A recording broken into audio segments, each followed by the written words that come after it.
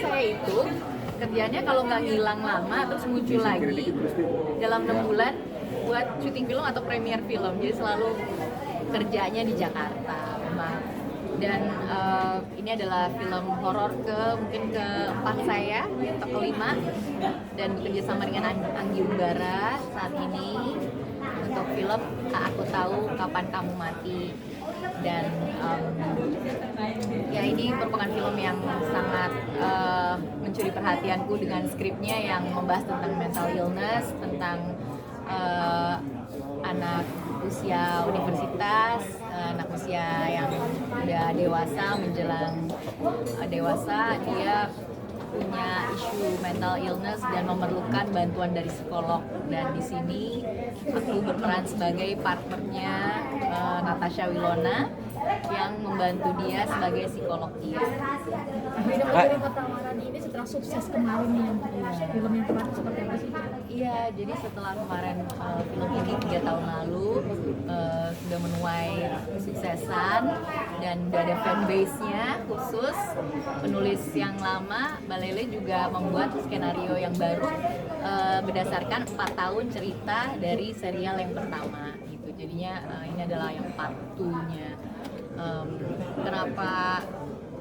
Kenapa akhirnya bisa terlibat dalam film ini sih, tanya produser nih ya, kenapa akhirnya aku yang berjodoh dan akhirnya dipercaya.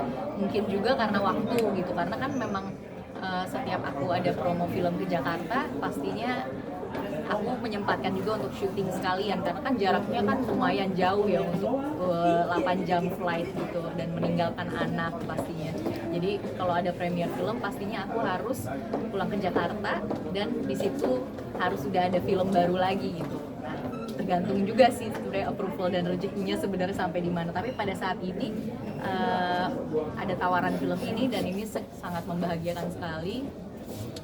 Akhirnya bisa membuka kesempatan lagi, mencari kerinduan lagi terhadap dunia seni peran yang selama ini udah 18 tahun tidak terasa aku ada di dunia seni peran.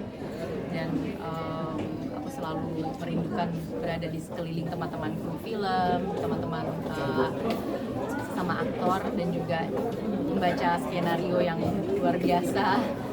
Ada 100 scene, kadang-kadang bisa lebih, dan itu adalah proses mengenali diri sendiri lagi juga gitu.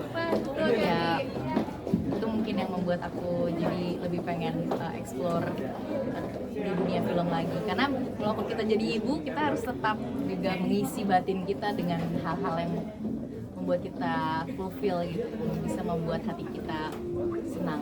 Kak tadi cerita sedikit soal sampai harus ke psikolog. Memang tadinya untuk riset tapi ternyata harus benar-benar ke psikolog. Itu seperti apa Kak prosesnya Kak?